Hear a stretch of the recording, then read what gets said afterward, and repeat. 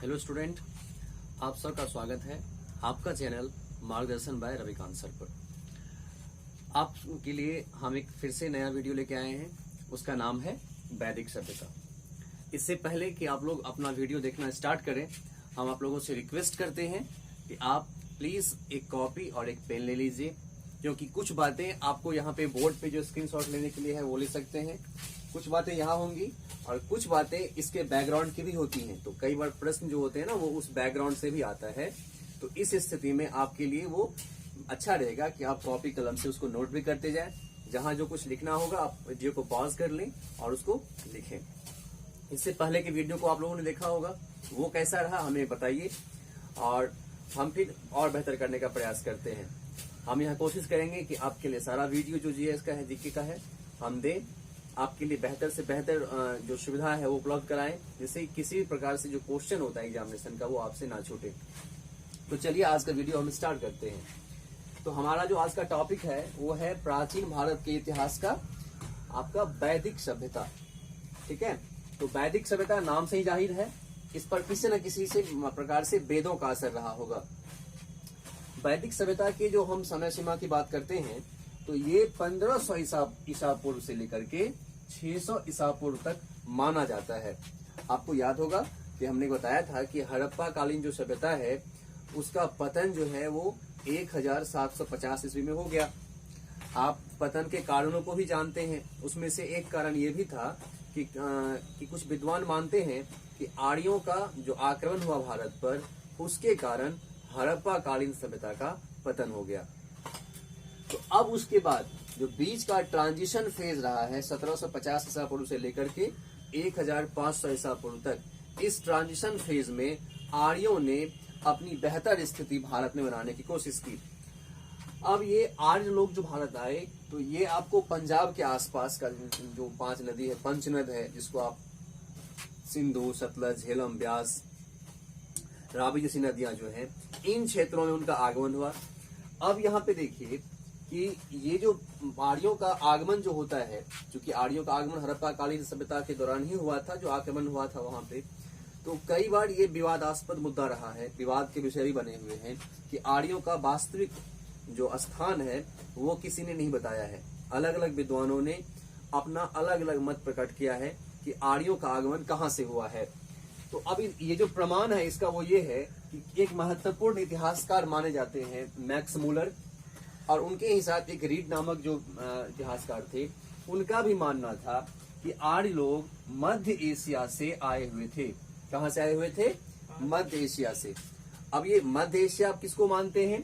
अगर आप मैप को देखेंगे तो ये जो मध्य एशिया का क्षेत्र जो है ना वो आपका ये जो कजाकिस्तान का क्षेत्र है, तुर्कमेनिस्तान का क्षेत्र है, एक चाइना का जो आंशिक हिस्सा, थोड़ा सा रशिया का, और ये अरब कंट्रीज के यहाँ के क्षेत्रों से वो लोग भारत में आए होंगे। अब भारत में उनका जो प्रवेश है वो कहाँ हुआ है?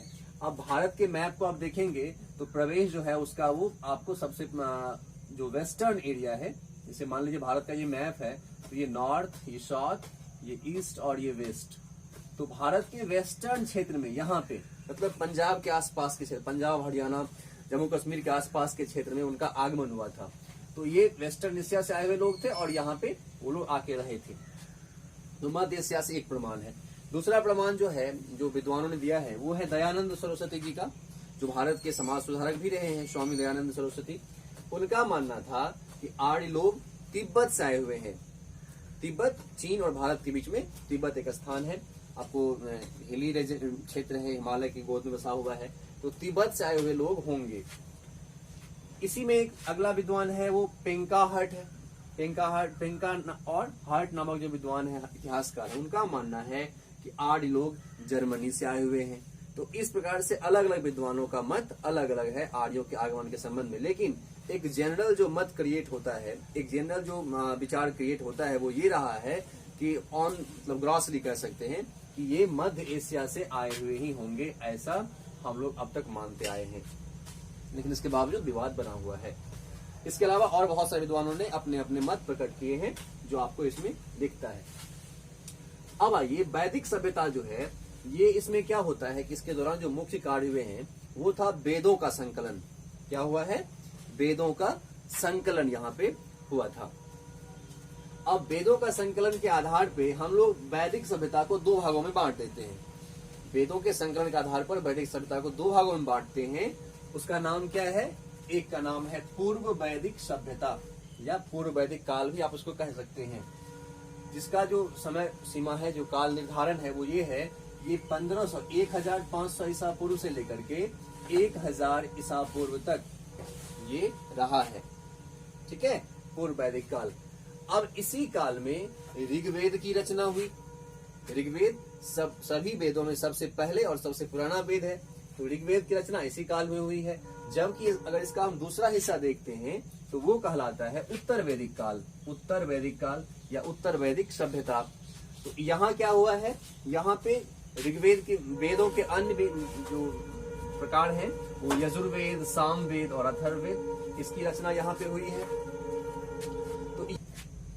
तो उत्तर वैदिक काल में यजुर्वेद, सामवेद और अथर्ववेद जैसे वेदों का संकलन किया गया। अब हम आते हैं कि ये जो वैदिक सभ्यता को लिखा गया है, तैयार किया गया है, उसके कई स्रोत रहे हैं। वैदिक सभ्यता के बारे में हम लोग जानते हैं, समझते हैं। तो कई स्रोत में क्या क्या आता है? इसमें आता है वेद, जिसकी संख्या 4 है। आपको बता दें कि यहाँ पे हम थोड़ा सा ये फुल एक जो होता है ना हाइपोथेकेशन लेते हैं तत्काल, ये बताने के लिए आपको हम अगले वीडियो में, जिसके बाद का वीडियो आएगा, उसमें हम स्पेशली क्या करेंगे कि जितने भी वेद, पुराण और उपनिषद हैं उसके बारे में स्पेशल वीडियो तैयार करेंगे। अभी थोड़ा सा इसका एक प्रकार से डेफिनेशन समझ लीजिए। 4 वेद लिखे गए हैं, उसकी संख्या कितनी है? वेद की संख्या तो 4 है। बहुत इंपॉर्टेंट है, याद कर लीजिए। नाम क्या होगा? ऋग्वेद, यजुर्वेद, सामवेद, अथर्ववेद और सामवेद। ये 4 वेद है। ये 4 वेद संस्कृत भाषा में लिखा गया। संस्कृत भाषा बहुत पुरानी है, वैदिक सभ्यता के लोग संस्कृत भाषा का ही प्रयोग करते थे। अब चूंकि जो सबसे प्रारंभिक अवस्था में वेद लिखा गया, उस वेद को लिखने की जो भाषा संस्कृत थी वो इतनी क्लिष्ट थी कि उसे कोई पढ़ नहीं सकता था, उसे पढ़ना आसान नहीं था। इसीलिए उसे पढ़ने के लिए सूत्र तैयार किए गए, उसके पढ़ने के लिए कुछ ऐसी व्यवस्थाएं की गई जिससे वो भाषा थोड़ा सा लचीला हो सके, आसानी से पढ़ने योग्य और समझने योग्य हो सके। इसीलिए क्या हुआ, कुछ ब्राह्मण ग्रंथ का संकलन किया गया। जैसे आप पढ़ेंगे आगे, ऋग्वेद के जो ब्राह्मण है उसका नाम क्या है, यजुर्वेद के जो ब्राह्मण है उसका नाम क्या है, सामवेद के जो ब्राह्मण है उसका नाम क्या है, अथर्ववेद के जो ब्राह्मण है उसका नाम क्या है। इस प्रकार से इसके ब्राह्मण बनाए गए हैं और ये ब्राह्मण मदद करते हैं उस ऋग्वेद की कठिन भाषा को पढ़ने में। इसके साथ ही साथ आरण्यक नामक ग्रंथ भी लिखे गए। ये आरण्यक ग्रंथ जंगलों में ऋषियों द्वारा संकलित किया गया था, तो ये भी वेदों को पढ़ने में मददगार साबित होता है।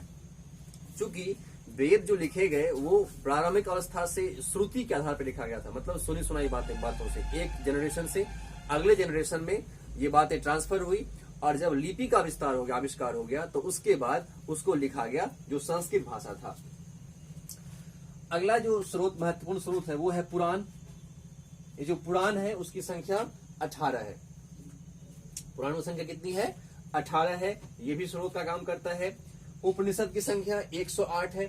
उपनिषद 108 है और ये भी कहीं ना कहीं वैदिक सभ्यता के स्रोत का काम करता है। आपको बता दें कि उपनिषद को गौतम बुद्ध ने कहा था कि ये हिंदू धर्म का सबसे साइंटिफिक जो ग्रंथ है वो है, क्योंकि इसमें चीजों को बहुत ही इस तरीके से वैज्ञानिक ढंग से व्यवस्थित किया गया है, संकलित किया गया है। तो वो आपको उपनिषद आपका ये है हिंदू धर्म ग्रंथ में। काव्य आता है, इसमें रामायण महाभारत आता है, ये भी आपको इस समय संकलित किया गया था। हालांकि कई बार जो विद्वान होते हैं उसमें एक मत नहीं है, उनका मानना था कि वैदिक सभ्यता के बाद ये संकलित किया गया, लेकिन फिर भी वहां पे कुछ स्रोत मौजूद हैं। इसके साथ साथ सूत्र, 4 सूत्र लिखे गए थे, वो भी आपको इसका स्रोत का काम करता है। और दर्शन, इसकी संख्या 6 है, वो भी यहाँ पे लिखे गए थे। तो ये सब कुल मिलाकर के ये सब वैदिक सभ्यता के स्रोत जो होते हैं उसका काम करता है। अब यहाँ आते हैं, थोड़ा सा पूर्व वैदिक काल की जो व्यवस्था है उसको देखते हैं। पूर्व वैदिक काल में क्या हुआ है कि यहाँ की जो सामाजिक स्थिति थी, पूर्व वैदिक काल की सामाजिक स्थिति थोड़ी बेहतर थी। इस मामले में जैसे मान लीजिए कि यहाँ पे जो महिलाओं की स्थिति थी वो उत्तर वैदिक काल के मुकाबले ज्यादा बेहतर स्थिति में थी। कैसे? जैसे महिलाएं यहाँ पे शिक्षा ग्रहण कर सकती थी, महिला पुरुषों के मुकाबले किसी भी प्रकार से यहाँ पे उसमें डिफरेंस नहीं किया गया था। महिलाएं शिक्षा ग्रहण कर सकती थी, महिलाओं का जो उपनयन संस्कार है यज्ञोपवीत वो हो सकता था, महिलाएं यज्ञ में भाग ले सकती थी, महिलाएं गायत्री मंत्र का जाप कर सकती थी। तो ये सभी अधिकार जो पुरुषों को मिले हुए थे वो उत्तर वैदिक काल में महिलाओं को भी प्राप्त था। लेकिन जब हम यहाँ आएंगे आपको उत्तर वैदिक काल में पूर्व वैदिक काल के मुकाबले, तो वहां चीजें बदल जाती है, महिलाओं से ये सारे अधिकार छीन लिए गए। तो यहाँ पे आप कह सकते हैं कि महिलाओं की जो स्थिति थी वो अधिक सुदृढ़ थी, बेहतर थी। इसके साथ साथ यहाँ पे पूर्व वैदिक काल में वर्ण व्यवस्था भी बनाया गया था, जैसे समाज में डिवीजन ऑफ लेबर के लिए, मतलब जो अलग अलग लोग अलग अलग काम करेंगे, श्रम के विभाजन के लिए।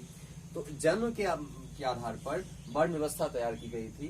तो यहाँ क्या था, पुरोहित, जो समाज के 4 महत्वपूर्ण वर्ग थे वो थे पुरोहित। अब पुरोहित को ब्राह्मण भी कह सकते हैं।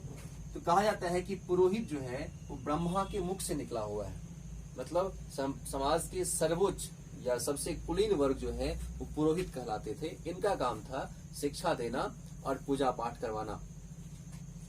दूसरा था राजन, इसको आप क्षत्रिय भी कह सकते हैं, और इनका जो निर्माण हुआ है वो ब्रह्मा की पूजा से माना जाता है।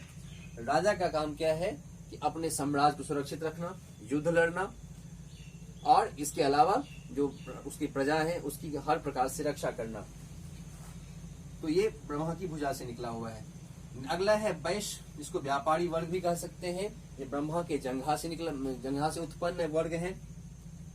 और अंतिम है शूद्र, जो ब्रह्मा के पैर से निकला हुआ है, ऐसा माना जाता है। तो वैश्य वर्ग का काम क्या था, व्यापार करना, बिजनेस करना, और इस प्रकार से समाज में जो सारी व्यवस्थाएं होती हैं, जैसे इंडस्ट्री, बिजनेस जो होता है, उद्योग जो होता है, वो करके चीजों को बेहतर से बेहतर बनाना। और शूद्र का काम क्या है, उपयुक्त जो 3 वर्ग हैं, चाहे पुरोहित हो, राजन्य हो या वैश्य है, उनकी सेवा करना। तो ये आपका वर्ण व्यवस्था यहाँ पे मौजूद था। इसके अलावा यहाँ पे सामाजिक अगर व्यवस्था की बात करते हैं तो यहाँ पे सभा और समिति नाम की आपको 2 सभा थी।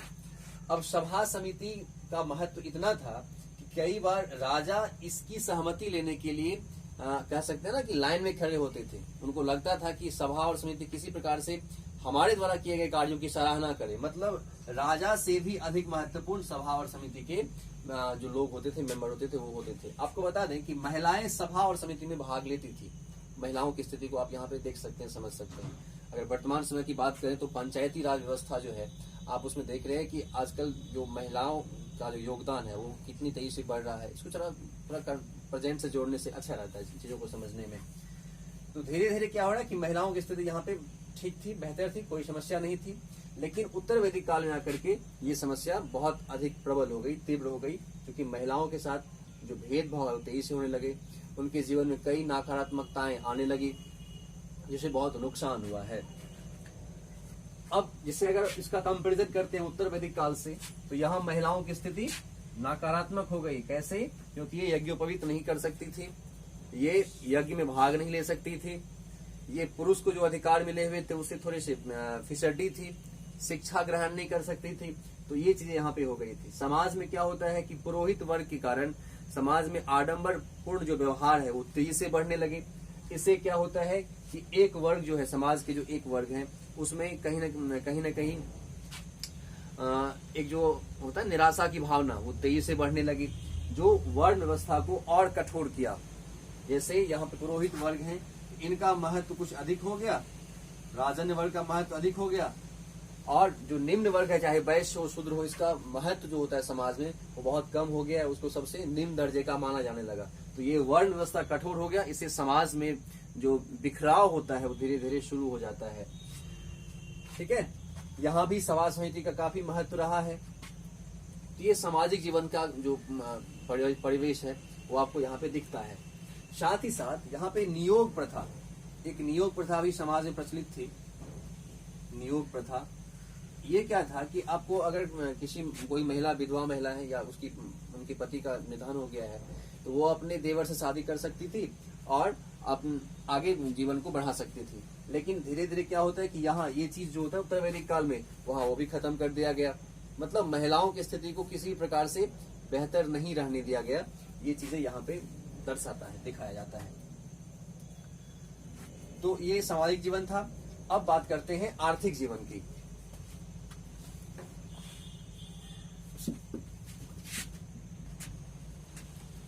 चलिए अब हम बात करते हैं आर्थिक जीवन की। ऋग्वैदिक कालीन जो आर्थिक जीवन है वो क्या था। सबसे महत्वपूर्ण है कि यहाँ पे पशुपालन और कृषि दोनों प्रचलित था। कृषि कार्य और पशुपालन दोनों होते थे। इस प्रकार से वहाँ पे हम हड़प्पा में देखे थे कि जो कृषि होता था वो सिर्फ 2 फसलों के लिए महत्वपूर्ण था। वहाँ पे गेहूं और जो यहाँ पे विभिन्न प्रकार के कई फसल जो है उगाए जाते थे। पशुपालन काफी महत्वपूर्ण था, लोग पशु को पालते थे। इस पशु में गाय का महत्व बहुत अधिक था। गाय का महत्व एक ईश्वर के रूप में, एक देवता के रूप में कहा जाता था। इसीलिए गाय को अधन्या भी कहा जाता था कि इसकी हत्या नहीं होनी चाहिए। जिसके पास गाय होता था वो समाज के कुलीन वर्ग के लोग माने जाते थे। इम्पोर्टेंस गाय का इतना अधिक था। आप जानते हैं कि जो गाय है ऐसे दुधारू पशु होते हैं। आजकल हमारे संविधान में इसको भी ऐड किया गया कि हमारे संविधान में ऐसे जो पशु होते हैं उसकी हत्या नहीं होनी चाहिए। हम आज भी ये कंसेप्ट लेके चलते हैं। तो गाय का महत्व बहुत अधिक था उस समय भी। यहाँ पे श्याम अयस और लौह अयस नामक 2 धातु की भी खोज हुई थी। तो श्याम अयस जो था उसको हम लोग लोहा कहते हैं। श्याम अयस को लोहा कहते हैं, जबकि लौह अयस को हम तांबा कहते हैं। यहाँ पे ध्यान रखिएगा, यहाँ पे लौह अयस है लेकिन ये लोहा नहीं है। ये क्या होगा, तांबा होगा। श्याम अयस आपको क्या होगा, लोहा होगा। इस प्रकार से इन 2 धातु की भी खोज हुई। इससे क्या होता है कि बहुत बड़ा असर पड़ा है इस सभ्यता, वैदिक सभ्यता पर बहुत ही व्यापक असर पड़ा है। सभ्यता थोड़ी सी आपको विकसित हुई, प्रभावित हुई इन खनिजों की खोज से, इस प्रकार धातुओं की खोज से। अगला जो एक बहुत महत्वपूर्ण फैक्ट है कि आप लोग पढ़े थे कि हड़प्पा सभ्यता जो है वो क्या है, वो शहरी सभ्यता थी, नगरीय सभ्यता थी। जबकि वैदिक सभ्यता एक ग्रामीण सभ्यता थी। यहाँ की सभ्यता कैसी थी, ग्रामीण सभ्यता थी। यहाँ से बहुत बार एग्जामिनेशन में प्रश्न आता है, आप उसको ध्यान रखिएगा। तो ये सभ्यता कैसी थी, ग्रामीण सभ्यता थी। एक महत्वपूर्ण फैक्ट है। अगला, यहाँ पे कई आर्थिक वर्ग जो है समाज है वो बन गए थे। जैसे बढ़ई थे, लोहार थे, कुम्हार, बुनकर और शिल्पकार जैसे आर्थिक वर्ग समाज में मौजूद थे। ये कहीं ना कहीं ग्रामीण क्षेत्र की जो अर्थव्यवस्था का विकास होता है वो इन्हीं के हाथों में था। इनके कारण गांव बहुत अधिक आत्मनिर्भर था, अपने आप पर आत्मनिर्भर। तो ये सारी व्यवस्थाएं उस समय काफी प्रचलित थी और इस प्रकार से ये पूर्व वैदिक काल में आर्थिक जीवन बहुत बेहतर था, लोग खुशहाल थे। अब हम आते थोड़ा सा राजनीतिक व्यवस्था पर।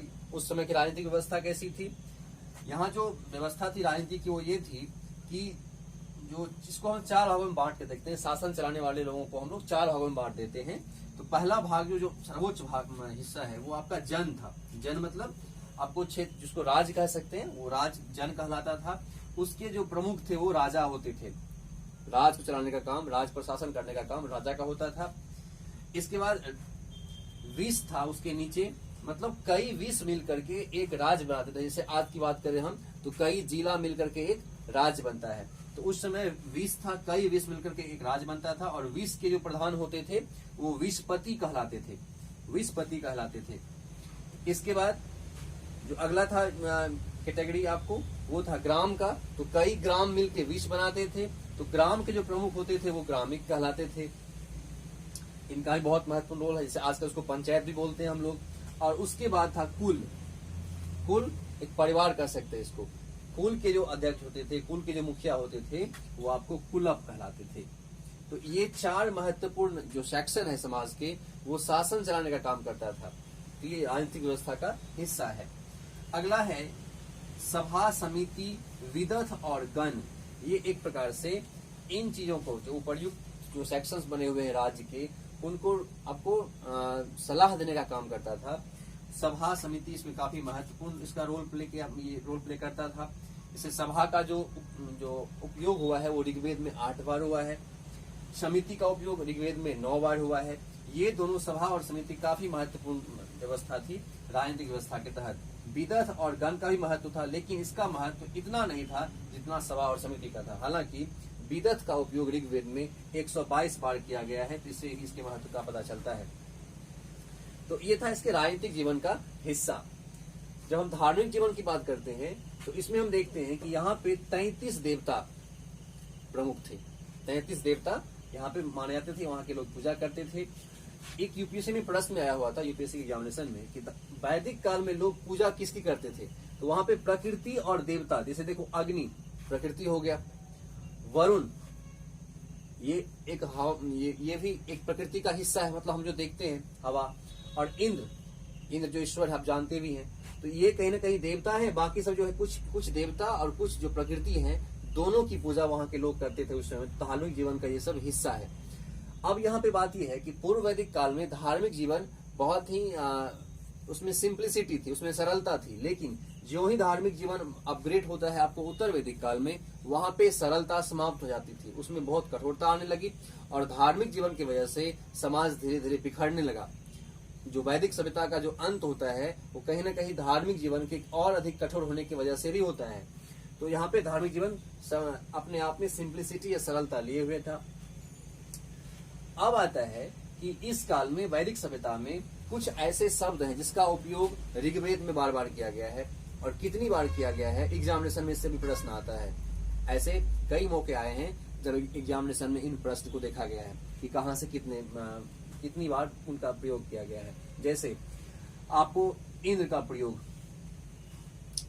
250 बार किया गया है, 250 बार किया गया है। पिता का प्रयोग 335 बार किया गया है। ये सर्वाधिक हो सकता है लेकिन सर्वाधिक नहीं है, क्योंकि इसमें सिंधु भी है। अग्नि का प्रयोग ध्यान रखिएगा कि पिता सर्वाधिक नहीं आएगा, वो आपको 335 याद रखिएगा। अग्नि का प्रयोग जो प्रकृति है उनका प्रयोग 200 बार किया गया है, काफी महत्वपूर्ण है। गाय का प्रयोग, चूंकि गाय अधन्या मानी जाती थी, उनका बहुत अधिक महत्व था, उसका प्रयोग 176 बार किया गया है ऋग्वेद में। जन का प्रयोग, जिसको राज्य भी कहते हैं, उसका प्रयोग 175 बार किया गया है ऋग्वेद में। और गंगा नदी आजकल के हमारे देश में बहुत महत्वपूर्ण नदी के रूप में मानी जाती है, बहुत पवित्र नदी भी है। लेकिन इसका इंपॉर्टेंस आप इसके शब्द का प्रयोग से भी देख सकते हैं कि ऋग्वेद में मात्र एक बार ही गंगा नदी का प्रयोग जो है वो किया गया है, जबकि सिंधु नदी का प्रयोग सर्वाधिक बार। अब सिंधु नदी का जो लोकेशन आप देखेंगे तो ये सिंधु नदी का लोकेशन जम्मू कश्मीर, भारत के जम्मू कश्मीर होते हुए पाकिस्तान के को क्रॉस करते हुए अरब सागर में जाके गिरती है। तो ये भारत के पश्चिमी हिस्से में है और इसका प्रयोग सर्वाधिक बार हुआ है। वजह यह है कि सिंधु नदी एक महत्वपूर्ण नदी था उस समय जब वैदिक सभ्यता विकसित हो रही थी भारत में। ठीक है, चूंकि वैदिक लोग जो आर्य जो लोग थे वो आए थे पश्चिमी भारत में ही, तो वहां पे सिंधु नदी ही महत्वपूर्ण नदी थी। तो इसीलिए चूंकि वो गंगा नदी से अवेयर ही उतना नहीं हो पाए थे, इसीलिए उनके लिए उस समय में सिंधु नदी ही काफी महत्वपूर्ण रहा होगा। चूंकि गंगा नदी इधर है, आपको उत्तर पूर्व में है। तो ये आपको शब्दों का प्रयोग जो है ये आपने समझ लिया।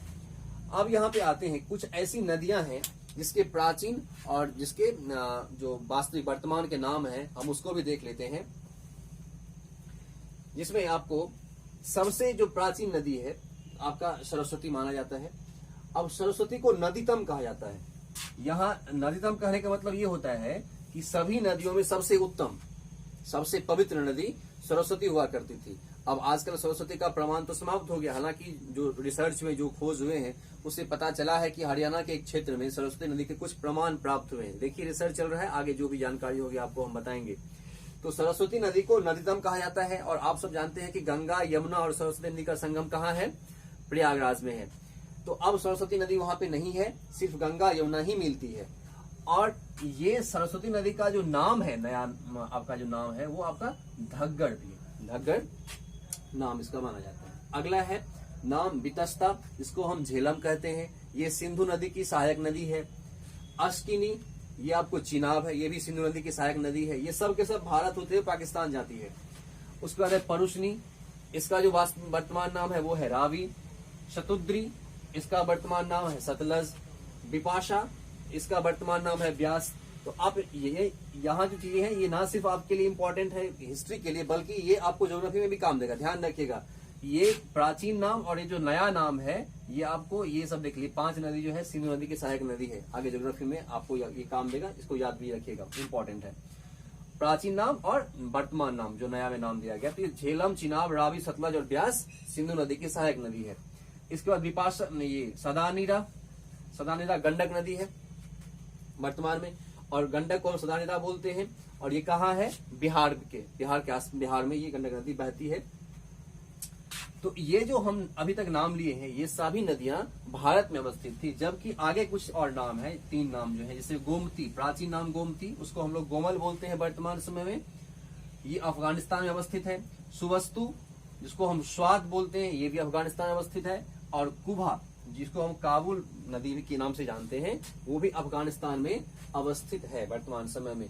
तो ये जो डिटेल है आपको हमने बताया है कि जो वैदिक सभ्यता है उसमें जहां जहां से प्रश्न आ सकते हैं, जो इम्पोर्टेंट सेक्शन होता है वो आपको हम बताए हैं। अब हम आते हैं अगले स्टेप पे, जो इसका है पतन का कारण और पूर्व वैदिक उत्तर वैदिक काल। तो आइए अब हम देखते हैं कि वैदिक सभ्यता का पतन किस रूप में हुआ है। तो वैदिक सभ्यता के पतन के जो बीज हैं वो उत्तर वैदिक काल में छिपे हुए हैं, क्योंकि वैदिक सभ्यता के जो पूर्व वैदिक काल में जो समाज में निर्माण हुआ, जो विकास के कार्य हुए हैं, उसको एक इस स्थिति में ले आया गया उत्तर वैदिक काल में, जिससे समाज पतन की ओर अग्रसर हुआ। क्या हुआ? पुरोहित, जो समाज में संभ्रांत वर्ग के लोग सुने जाते थे, समाज के सबसे सर्वोच्च जो लोग हैं, कुलीन वर्ग है, वो माने जाते थे, उन्होंने धार्मिक आडंबरपूर्ण जो युक्त व्यवहार है वो तेजी से शुरू किया। मतलब ब्राह्मणों का अगर एक शब्द में कहें कि वैदिक सभ्यता का पतन कैसे हुआ, तो उसमें एक महत्वपूर्ण रोल निभाने वाले पुरोहित और ब्राह्मण माने जाएंगे। कारण यह है कि इन्होंने क्या किया, अपने तरीके से धर्म को लिखना शुरू किया, अपने तरीके से धर्म को विश्लेषित करना शुरू किया, और अपने फायदे के लिए इन्होंने समाज को जो बिखराव की ओर छोड़ दिया। अब आडंबरपूर्ण व्यवहार से क्या होता है, कृषि पर असर पड़ा, कृषि पर आघात हुआ। कैसे आघात हुआ कि यहाँ पे पशु बलि बहुत बड़ी मात्रा में होने लगे। समाज में जो यज्ञ होता है, यज्ञ हवन होता है पुरोहित के द्वारा, वो करवाए जाने लगे, और इस यज्ञ हवन के माध्यम से क्या होता है कि पशु बलि की प्रथा बहुत तेज हो गई। आप पशु बलि की प्रथा आज भी देख सकते हैं। जैसे हिंदू धर्म में देखते हैं ना कि कई बार धर्म के नाम पे हम लोग क्या करते हैं, जो बलि चढ़ाते हैं, चढ़ाने का काम होता था। आज थोड़ा सा कम भी है, उस समय बहुत अधिक हो गया था। तो अब जो कि उस समय में संख्या भी कम थी, तो ऐसे में कृषि कार्य भी होना था और पशु बलि भी देना था।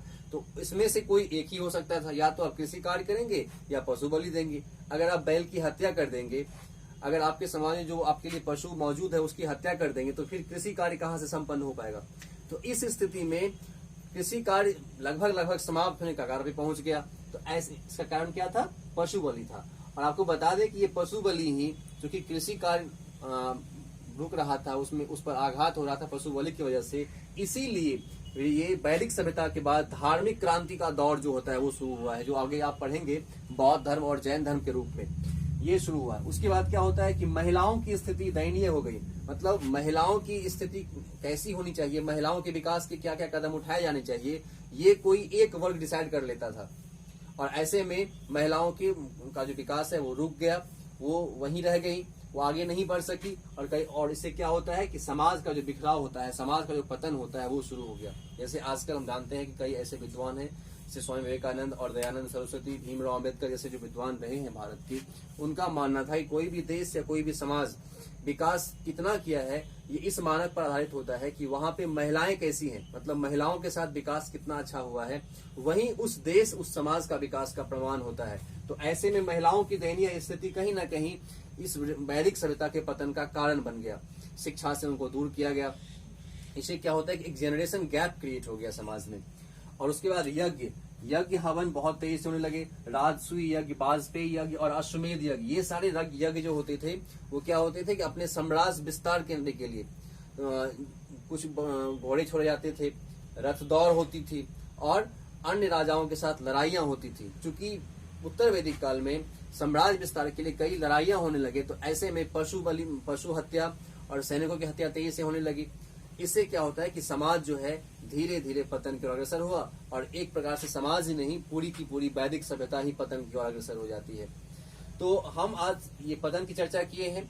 इसके बाद क्या होगा कि हम अगले वीडियो में एक आपके लिए फुल फ्लेज तरीके से जो वेद होती है, जो पुराण होते हैं, उसके लिए वीडियो लेके आएंगे। वहां से जो प्रश्न बनने की संभावना होती है वो आपको हम बताएंगे। ठीक है, तो इस वीडियो में हम यहाँ तक रहने देते हैं।